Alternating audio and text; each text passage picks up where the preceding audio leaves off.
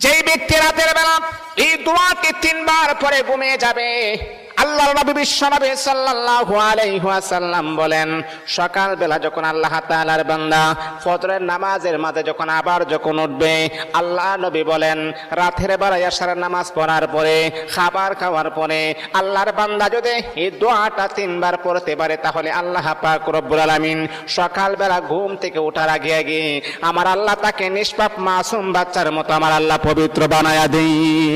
দোয়াটা সবাই আমরা জানি, আমরা সবাই কিন্তু দোয়াটা জানি, কিন্তু আমরা আমল করি না। দোয়াটা হলো আস্তাগফিরুল্লাহাল্লাযী লা ইলাহা ইল্লা হুয়াল হাইয়ুল কাইয়্যুম ওয়া আতুবু ইলাইহি লা হাওলা ওয়ালা কুওয়াতা ইল্লা বিল্লাহিল আলিয়্যিল আযীম।